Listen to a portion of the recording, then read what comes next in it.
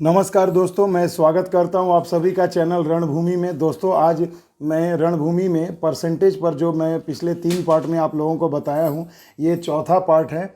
और इसमें मैं आप लोगों को काफ़ी इम्पॉर्टेंट क्वेश्चंस जो अभी SSC GD, SSC CHSL, MTS और सीजीएल में आ चुके हैं, तो उन सब पे चर्चा करूंगा दोस्तों। तो शुरू से अंत तक बने रहे वीडियो में, आपको बहुत फ़ायदा होने वाला है इस वीडियो से। और आपको ज़्यादा से ज़्यादा इम्पॉर्टेंट क्वेश्चंस मैं सॉल्व कराऊंगा, ताकि इस टाइप के क्वेश्चन आएंगे दोस्तों, यही आएगा, ये कोई कहना गलत होगा दोस्तों, मगर इस टाइप के ही क्वेश्चंस आपको मिलेंगे। आजकल यही एसएससी फॉलो कर रही है ज़्यादा से ज़्यादा। तो चलिए दोस्तों, चलते हैं पहले क्वेश्चन पे। देखिए, यहाँ कहा गया 1 घंटे का y प्रतिशत 1 मिनट 12 सेकंड है, तो y बराबर कितना। और ये देखिए, क्वेश्चन एसएससी जीडी में 2012 में आया हुआ है और इस टाइप के बहुत आते हैं। तो सबसे पहले दोस्तों क्वेश्चन को पढ़ें। 1 घंटे का, तो आप यहाँ लिख दें 1 घंटे का y प्रतिशत यानी y बटे में 100 बराबर है आपका 1 मिनट 12 सेकंड। तो देखिए दोस्तों, यहाँ मिनट और सेकंड है और यहाँ घंटा है, तो सभी को एक ही यूनिट में अगर आप बदल ले तो ज़्यादा अच्छा होगा। तो इसके लिए दोस्तों हम क्या करेंगे, 1 मिनट माने 60 सेकंड और 12 सेकंड यानी 72 सेकंड। तो सभी को आप 72 सेकंड में हमने इसे कन्वर्ट कर लिया। और यहाँ 1 घंटा है, तो 1 घंटा बराबर दोस्तों होता है 3600 सेकंड इंटू वाई बटे में 100 बराबर 72। अब देखिए दोस्तों, ये 100 कट जाएंगे, 36 दूना 72 हो जाएगा, यानी y की वैल्यू आ जाएगी 2। तो y का मान कितना हो गया दोस्तों, 2। तो देखिए, यहाँ काफ़ी आसानी से हमने सॉल्व कर लिया इसे। यहाँ क्वेश्चन में दोस्तों मिनट और सेकंड और घंटा में दे करके कंफ्यूज करने का प्रयास किया गया था, मगर ये काफ़ी आसानी से हमने इसे सॉल्व कर लिया। आइए दोस्तों, चलते हैं अगले क्वेश्चन पे। देखिए दोस्तों, अगला क्वेश्चन जो है इलेक्शन चुनाव पर आधारित है। ये एसएससी एमटीएस 2013 में ये क्वेश्चन आ चुका है। एक चुनाव में विजेता ने कुल मतों के 57% मत प्राप्त किए और वह 42,000 मतों से विजयी हुआ, तो कुल मतों की संख्या कितनी थी। तो दोस्तों देखिए, सबसे पहले आपको देखना है यहाँ क्या दिया हुआ है। तो देखिए, वह व्यक्ति 42,000 मतों से विजयी हुआ है, यानी जीतने वाले और हारने वाले कैंडिडेट के बीच में मतों का अंतर कितना होगा दोस्तों, 42,000। तो अब आप देखिए, यानी ये अंतर दिया है, तो जीतने वाले व्यक्ति ने कुल मत का 57% प्राप्त किया, तो हारने वाले को कितना मिलेगा दोस्तों, 43%। यानी 100% अगर वोट हुआ है तो 50% जीतने वाला प्राप्त पाया है, तो 43% हारने वाला पाया होगा। यानी इन आप देखिए, ये इससे कितना वोट अधिक पाया है दोस्तों, तो यहाँ पर अब आप देखिए 14%। तो यानी ये जो 14% वोट का जो अंतर आएगा दोस्तों, ये 14% होगा। अगर मतों में 1 2 3 4 संख्या में अगर गिनती करें तो 42,000 मतों से विजयी हुआ। यानी हम ये कह सकते हैं कि 14% बराबर होगा 42,000 वोट के। तो यहाँ आपसे पूछा गया कुल मतों की संख्या कितनी थी। तो कुल मतों की संख्या यानी 100%। तो यहाँ आप ऐसे कर सकते हैं, 42,000 गुने में 100 बटे में 14। 14 तियाँ 42, 3 और इसके साथ 5 शून्य, यानी 3 1 2 3 4 5। यानी कुल मत कितने पड़े दोस्तों, तो देखिए 3 लाख।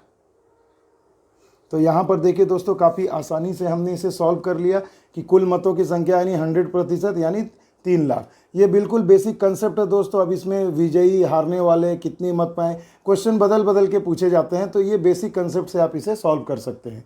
आइए दोस्तों, चलते हैं अगले क्वेश्चन की ओर।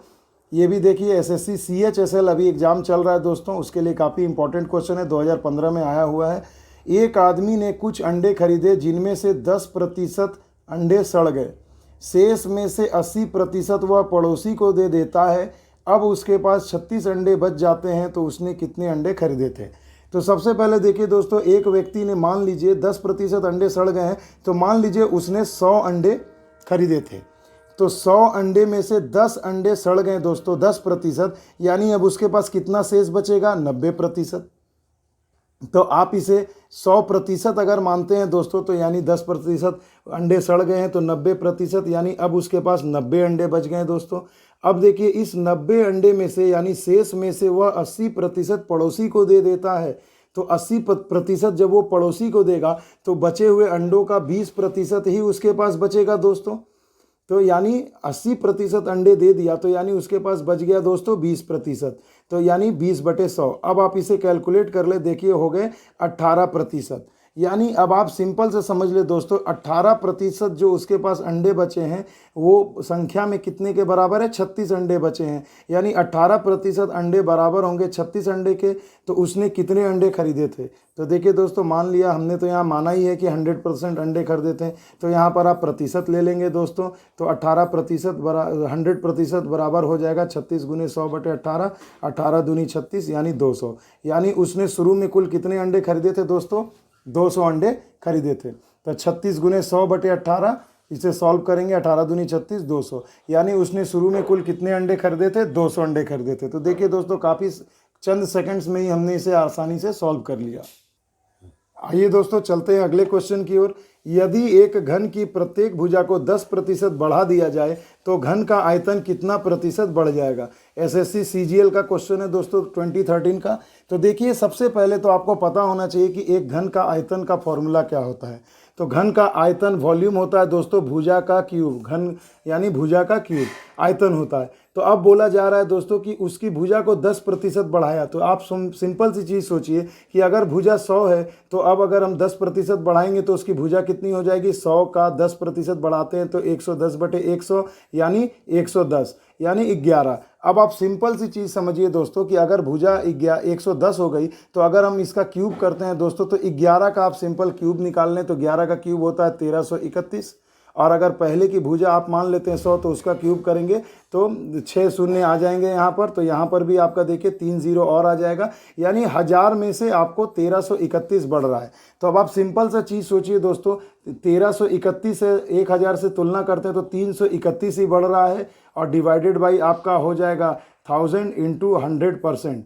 अब देखिए ये दोनों जीरो कट गए, दशमलव गए, यहाँ हो गए 33.1%। यानी दोस्तों जब भुजा बढ़ी है तो आयतन भी बढ़ेगा, एरिया भी बढ़ेगा। तो उसका आयतन कितना बढ़ गया दोस्तों, 33.1%। मैं एक बार इस लॉजिक को फिर से रिपीट कर दे रहा हूँ दोस्तों। आप सिंपल भुजा को 100 मान लें, घन अगर करते हैं तो देखिए 2 0 है और 3 क्यूब है तो 3 बार और आपका इसको जीरो बिठाना होगा, यानी टोटल 2 2 4 2 6 शून्य हो जाएंगे। अगर अब 110% हो जाता है यानी 10% बढ़ता है तो 110 हो जाती है। तो 11 का क्यूब 1331 और 3 शून्य का क्यूब यानी 3 0 यहाँ पर आ जाएंगे। तो अब आप देखिए, अगर इसमें से आप इसे माइनस करेंगे तो शेष आएगा आपका 331 और डिवाइडेड बाई जो पहले का था आयतन, तो उसमें से जब आप इसे करते हैं दोस्तों तो परसेंट में आ जाएगा 33.1%। तो देखिए दोस्तों, ये सब काफ़ी आसान से क्वेश्चन है, एग्जाम में देते हैं, आते हैं एग्जाम में, तो हम आसानी से इसे सॉल्व कर सकते हैं। अब देखिए दोस्तों, चलते हैं अगले क्वेश्चन की ओर। ये एसएससी CHSL 2019 में आया है, आखिरी वाले एग्जाम में। 80% छात्रों की कक्षा में 60% छात्रों ने खेल में भाग लिया और बाकी ने भाग नहीं लिया। पहले वाले समूह का वजन बाद वाले समूह की तुलना में 5% अधिक है, तो सभी छात्रों का औसत वजन ज्ञात करें। वजन 51.1/2 किलो है, तो पहले समूह का औसत ज्ञात करें। तो सबसे पहले देखिए, यहाँ पर 2 पार्ट में क्वेश्चन दिया गया है। 80 टोटल छात्र हैं, उनमें से 60% छात्र खेल खेलते हैं। तो आप यहाँ सिंपल लिख लें, खेलने वाले बच्चे कितने होंगे। तो 80 का 60% यानी 80 का 60/100, 0 0 कैंसिल, यानी 48 बच्चे खेल खेलते हैं। तो जो खेल नहीं खेलते हैं उनकी संख्या कितनी हो जाएगी, तो आप सिंपल 80 में से 48 को माइनस कर दे तो हो जाएगा 32। यानी 48 छात्र खेल खेलते हैं और 32 छात्र खेल नहीं खेलते हैं। तो आपसे पूछा गया है पहले वाले समूह का औसत वजन बाद वाले समूह की तुलना में 5% अधिक है। यानी अगर हम मान लें दोस्तों कि नहीं खेलने वाले समूह के बच्चों का औसत वजन यदि x है तो बाद में खेलने वाले यानी पहले खेलने वाले बच्चों का औसत वजन इससे 5 ज़्यादा होगा। तो x का 5% अधिक है तो 105/100 हो जाएगा। तो यहाँ हो जाएगा 21/20। तो इनका औसत वजन हो जाएगा 21x/20। तो देखिए, अब ये देखिए, अगर हम औसत वजन से कुल संख्या में गुना कर दे तो टोटल आ जाएगा। इधर भी अगर हम औसत वजन में कुल से गुना कर दे तो टोटल आ जाएगा। और आपके पूरे समूह का औसत वजन दोस्तों दिया है 51.1/2। तो अब इक्वेशन क्या बनेगा दोस्तों, सिंपल सी चीज़ है। देखिए, कुल वजन हो जाएगा 48 × 21x/20 प्लस दूसरे का वजन हो जाएगा 32 × x। ये सभी बच्चों का वजन हो गया कुल वजन। तो औसत वजन आपको दिया गया है 51.1/2। अगर हम इसे पूरे में कर लें तो 51 दूना 104, 102 और 3 यानी 103। 3/2। ये हो गया औसत वजन पूर्णांक में।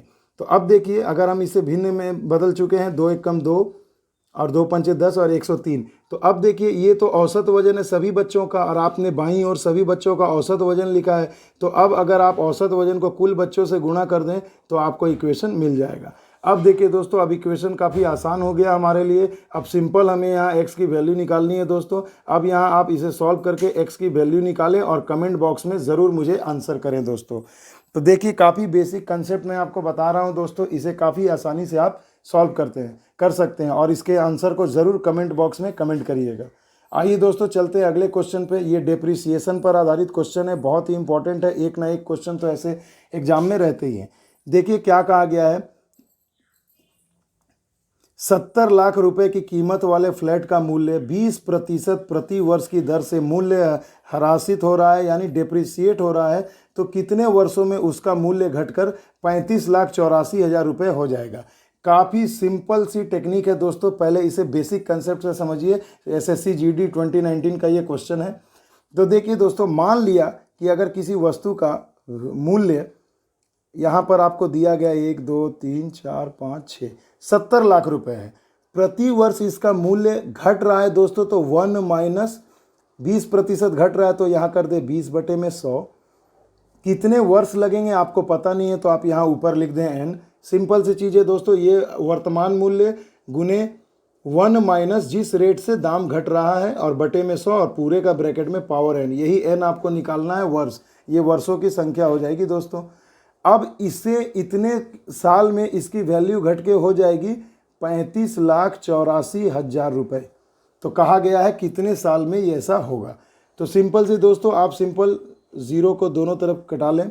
20 एकम 20, 20 बचे 100, 5 एकम 5, 5 में से 1 गए, यानी 4/5 का पावर n, और यहाँ हो गए 3584 होल डिवाइडेड बाई 7000। अब देखिए दोस्तों, अगर मैं इसे 7 से कटाऊँ तो ये 1000 बार में कट जाएगा। ये 7 बचे 35, 7 एकम 7, 7 दूनी 14। अब आप सिंपली देखिए दोस्तों कि यहाँ पर जो भी वैल्यू आ रही है, अब यहाँ आप इसे देख सकते हैं कि ये यहाँ हम सिंपल देख पा रहे हैं दोस्तों कि इसे हम इस रूप में इस तरीके से तोड़ सकते हैं। अगर आप इसे काटें, अब देखिए दोस्तों, आपको इसे ऐसे करना है कि यहाँ ऊपर 4 है तो यहाँ 4 का स्क्वायर या क्यूब कुछ भी आना चाहिए, यहाँ 5 है तो यहाँ पर 5 का स्क्वायर या क्यूब कुछ भी आना चाहिए। तो अब आप देखिए, अगर हम इसे 8 से डिवाइड करते हैं तो 8 छके 48 और हो जाएंगे 8 चौके 32, और इसे अगर 8 से डिवाइड करते हैं तो हो जाता है 125। अब आप सिंपल दोस्तों देखिए, यहाँ पर अब आप इसे सॉल्व कर सकते हैं कि 4/, यहाँ देखिए दोस्तों 4/5 का पावर n, तो इसे भी अब आप तोड़ सकते हैं। 4/5 का पावर क्यूब लिख सकता हूँ। अब देखिए दोस्तों, मैंने क्यूब भी लिख दिया। ये देखिए दोनों बिल्कुल सेम हो गए, तो n इक्वल टू आ गया 3, यानी 3 वर्ष के बाद उस फ्लैट का दाम 70 लाख रुपए से ह्रासित होते हुए, डेप्रिसिएट करते हुए 35,84,000 हो जाएगा। तो मूल्य ह्रास पर दोस्तों, डेप्रिसिएशन पर एक क्वेश्चन बिल्कुल एग्जाम में आ सकते हैं। काफ़ी इंपॉर्टेंट है ये आपके अपकमिंग एग्जाम के पॉइंट ऑफ व्यू से। तो अब देखिए दोस्तों, चलते हैं अगले क्वेश्चन में। एक शहर में पेड़ों की संख्या 17,640 है। यदि पेड़ों की संख्या में 5% की वार्षिक दर से वृद्धि हो रही है तो 2 वर्ष पहले पेड़ों की संख्या कितनी थी। ये बहुत इंपॉर्टेंट क्वेश्चन है दोस्तों, 2017 CGL में आया हुआ है और इस टाइप के क्वेश्चन अक्सर आते हैं। तो यहाँ आपसे पूछा गया 2 वर्ष पहले पेड़ों की संख्या कितनी थी। तो हम मान लेते हैं दोस्तों कि 2 वर्ष पहले पेड़ों की संख्या थी x। अब इसमें प्रति वर्ष पेड़ों की संख्या में 5% की दर से वृद्धि हो रही है, तो 1 प्लस करना, वृद्धि होगी तो प्लस, माइनस होगा तो कमी होगी तो माइनस। तो 5/100 लिख दिया, और ऊपर पावर लिखते हैं n, यानी वर्ष, यानी 2 वर्ष। यानी दोस्तों 2 वर्ष पहले पेड़ों की संख्या इतनी थी, 2 वर्ष में इतने, इस हिसाब से बढ़ते हुए अब पेड़ों की संख्या हो गई है 17,640। तो आपसे पूछा गया 2 वर्ष पहले पेड़ों की संख्या कितनी थी, तो आपको इस x की वैल्यू निकालनी है। अब सिंपल देखिए दोस्तों, 5 से गए 20 बार में, 20 एकम 20 और 1 21, 21/2, यानी वैल्यू हो जाएगी 21/20 गुने 21/20 बराबर 17,640। अब दोस्तों यहाँ से x की वैल्यू निकालना बहुत ही आसान है। 17,640 इंटू आप यहाँ लिख सकते हैं 20 गुने 20, अब बटे में हो जाएगा 21 गुना 21। अब 21 से अगर आप इसे कटाते हैं दोस्तों तो देखिए ये बिल्कुल कट जाएगा। और इसका जो आंसर होगा दोस्तों वो आप मुझे कमेंट बॉक्स में ज़रूर बताएं, क्योंकि ये कैलकुलेशन है दोस्तों। कैलकुलेशन बताने से वीडियो काफ़ी बड़ा हो जाता है, इसलिए मैं चाहता हूँ कि मैं वीडियो को ज़्यादा बड़ा ना करूँ, कम से कम समय में आपको ज़्यादा से ज़्यादा मैं नॉलेज दे पाऊँ। तो इसका आंसर आप मुझे कमेंट सेक्शन में ज़रूर बताइएगा, बस मेथड को ध्यान दें। अगले क्वेश्चन में चलते हैं दोस्तों। ए तथा बी के वेतन का योगफल 42,000 रुपये है। ए का खर्च 75% तथा बी का खर्च 90% हो तथा ए की बचत बी के बचत के समान हो तो ए का वेतन ज्ञात करें। तो इस क्वेश्चन में दोस्तों सबसे पहले देखिए ए और बी के वेतन का योगफल 42,000 है। आप सिंपल देखें, ए का वेतन पूछा गया, आप इसे मान लें कि ए का वेतन है x रुपये, तो बी का वेतन हो जाएगा दोस्तों, कुल वेतन है 42,000, उसमें से ए के वेतन को घटा दे तो ये हो गए बी का वेतन। अब देखिए दोस्तों, एक लाइन में क्वेश्चन को आप इक्वेशन बना सकते हैं कि ए का वेतन का 75% खर्च करता है, तो यानी बचत होगी उसकी 25%। और यहाँ आप देखिए बी का जो वेतन है 42,000 माइनस एक्स, वो अपने वेतन का 90% खर्च करता है, तो वो बचाता होगा 10%, यानी 10/100। अब कहा गया ए की बचत बी के बचत के समान है, यानी इन दोनों को अगर आप इक्वल कर दें तो देखिए यहाँ पर दोनों का बचत समान हो गया, और यहाँ से सिंपल एक्स की वैल्यू निकाल देंगे तो हो जाएगा ए का वेतन। अब आप इसे अगर और जल्दी सॉल्व करना चाहते हैं तो 100 कैंसिल हो गए दोस्तों, ये हो गए 25x, 10x इधर अगर आ जाते हैं तो गुना हो जाए, ऐड हो जाएगा 35x बराबर हो जाएगा का 42। अब यहाँ से अब आप इसे अगर सॉल्व करें 7 5 35, ये हो गए 7 6 42 0 0, और अगर x से अगर आप इसे कटाएं तो हो जाएंगे x का वैल्यू हो जाएगा 6 5 30। तो अब आप यहाँ पर 6,000 है दोस्तों, अगर आप इसे 5 से डिवाइड करते हैं तो यहाँ पर इसकी वैल्यू आपकी आ जाती है। तो देखिए दोस्तों 6 और ये 10 से यहाँ गुणा होगा, यानी 60,000 हो जाएगा दोस्तों।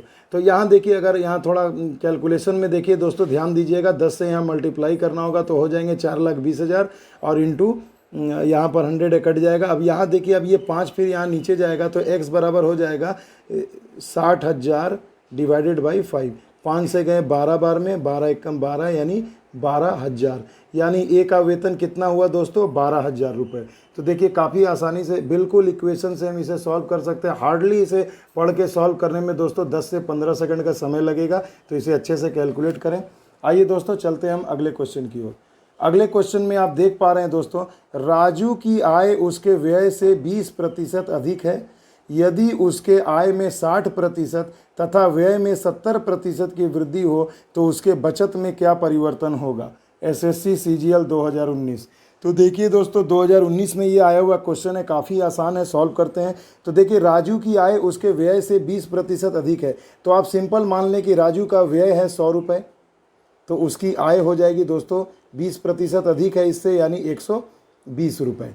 अब देखिए कहा गया उसकी आय में 60% की वृद्धि हुई है, तो अब देखिए अगर उसका नया आय क्या हो जाएगा दोस्तों, नया आय 60% की वृद्धि हुई है, यानी 120 का 60% वृद्धि, तो 160/100 सिंपल कैलकुलेट करें, 12 दैया 120, 12 छके 72, यानी 192 रुपीज़ उसका अब नया इनकम आ गया।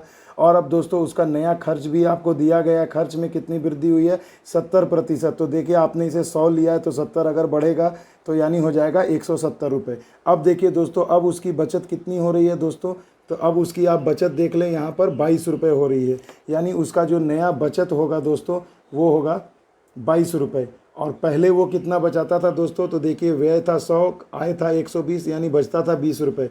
तो यानी पहले की बचत 20, अभी की हो गई 22। तो बोल रहा है उसके, यहाँ बोला जा रहा है कि उसके बचत में क्या परिवर्तन होगा। तो देखिए पहले वो 20 रुपये ही बचाता था और अब बचा रहा है 22 रुपये, यानी 2 रुपये उसके अब वृद्धि हो गए दोस्तों। और पहले की तुलना करेंगे तो यहाँ हो जाएगा 20 × 100%। तो अब आप दोस्तों यहाँ इसे आसानी से देख लें, यानी 10%, यानी अब उसके बचत में कितनी वृद्धि हो गई दोस्तों, 10% की वृद्धि हो गई। इस टाइप के क्वेश्चन दोस्तों बहुत इंपॉर्टेंट है, पक्का है कि एग्जाम में आएंगे, तो इसे अच्छे से ध्यान से समझे, बिल्कुल बेसिक तरीके से। आइए चलते हैं हम अगले क्वेश्चन की ओर। अब देखिए दोस्तों ये बहुत ही इम्पॉर्टेंट क्वेश्चन है, और मैं नोटिस कर रहा हूँ दोस्तों कि ये जो क्वेश्चन है इस टाइप के लगभग एसएससी के, CHSL, MTS, group D, CGL सभी एग्ज़ाम में किसी न किसी हर एक सेट में दोस्तों कहीं ना कहीं इस टाइप का क्वेश्चन मिल रहा है। तो मैं अभी तक मैंने आपको जितने भी क्वेश्चन बताए उसमें ये सबसे इम्पॉर्टेंट क्वेश्चन है दोस्तों। इसे सॉल्व करने का बिल्कुल आसान तरीका देख लीजिए। चाय की कीमत में 20% की वृद्धि हुई है, लेकिन चाय पर खर्च को केवल 15% तक बढ़ाने के लिए इसके खपत में कितनी कमी करनी होगी। तो दोस्तों इसके लिए मैं एक बहुत ही ज़बरदस्त तरीका आपको बताने जा रहा हूँ, इसे ध्यान से देखें। दोस्तों आपको करना क्या है, चाय की कीमत में वृद्धि कितनी हुई है दोस्तों 20%। आप एक बटा का चिन्ह दें सिंपल, और नीचे जो वृद्धि हुई है उसे नीचे लिख दें, यानी होगा 120। अब बोला जा रहा है खर्च को केवल 15% बढ़ाना है, तो 100% अगर खर्च है तो 15% बढ़ेंगे, तो आप उसे ऊपर लिख दें 115। अब सिंपल आप इसे कटा दें, 5 दूनी 10, 5 तिया 15, 5 दूनी 10, 5 चौके 20। तो देखिए आपका जवाब आ गया 23/24। अब देखिए दोस्तों, अब मान लीजिए खर्च अगर पहले 1 रुपया था, तो अब कितना हो रहा है दोस्तों, ये 23/24 वजन में। तो अब देखिए दोस्तों, ये जो अब इन दोनों का अंतर आप निकालें, 24 में से 23 गए, लिख दें 1, और नीचे वाले जो संख्या उसे ऐसे ही लिख दें। तो देखिए दोस्तों, ये अब आप हो गया, इसके खपत में आपको कितनी कमी करनी है वजन में, तो 1/24, और प्रतिशत में पूछा गया है तो 100 से आप इसे मल्टीप्लाई कर दें। 4 छके 24, 4 से 25 बार में कट जाएगा 100, यानी 25/6, यानी 4.1/6% की हमें इसके खपत में कमी करनी होगी। बिल्कुल दोस्तों, इस टाइप के क्वेश्चन एग्जाम में अवश्य पूछे जा सकते हैं। इस क्वेश्चन को आप अच्छे से समझ लें। फिर से एक बार मैं रिपीट कर रहा हूं दोस्तों कि आपको करना क्या है, खर्च जो होगा उसे आप पहले ऊपर लिख दें, और जो दाम में वृद्धि हुई है उसे नीचे लिख दें, कटा कर देख लें, 1 से तुलना करें कि वो 1 से कितना कम है। तो 23/24 है, यानी 1 कम है, और नीचे में 24 × 100 जो भी आएगा वो आपकी खपत में कमी हो जाएगी। आइए दोस्तों चलते हैं अगले क्वेश्चन की ओर। बशीर का कार्य समय प्रतिदिन 15% बढ़ गया है और उसका वेतन प्रति घंटे 20% बढ़ गया है, तो उसकी दैनिक आय कितने प्रतिशत बढ़ गई है। एसएससी सीजीएल 2019 का क्वेश्चन है दोस्तों। अवश्य ये सब क्वेश्चन आपको CHSL MTS GD में आ सकते हैं, तो इसे काफ़ी आसानी से सॉल्व करूंगा। बहुत ही सिंपल सा तरीका है दोस्तों। आप सिंपली इसे ऐसे समझें कि जो भी देखिए उसके प्रतिदिन का खर्च, प्रतिदिन का कार्य क्षमता जो है, कार्य का समय जो है बढ़ गया 15%, प्लस उसकी वेतन में वृद्धि हुई है 20%, दोनों को ऐड कर दें, प्लस इन्हीं दोनों संख्याओं को आप गुना करके बटे में 100 कर दें। यानी इसका फॉर्मूला वही x + y + xy/100 वाला है दोस्तों। बिल्कुल 5 सेकंड में आप इसे सॉल्व कर सकते हैं, वो भी भरभली। 20 और 15 35, और यहाँ देखिए 20 × 5 100, 5 × 15 35 और 3 38। यानी सिंपल सी चीज़ है दोस्तों, 38% की उसकी आय में कुल वृद्धि हो जाएगी। इस तरीके के क्वेश्चन को दोस्तों बिल्कुल इसी ट्रिक से आपको सॉल्व करना है, और इसे आसानी से सॉल्व करके आप एग्ज़ाम में अच्छे नंबर हासिल कर सकते हैं। तो दोस्तों मैं आशा करता हूं कि मेरा ये वीडियो आपको पसंद आया होगा, और एग्ज़ाम में बहुत ज़रूरी है कि इस टाइप के क्वेश्चन आपको मिलेंगे। और मैंने जो 2 क्वेश्चन में आपको कमेंट सेक्शन में जाकर आंसर कमेंट करने को कहा है, उसे ज़रूर कमेंट करें दोस्तों। मिलते हैं अगले वीडियो में एक नए टॉपिक, नए चैप्टर के साथ। तब तक के लिए दोस्तों जय हिंद, जय भारत।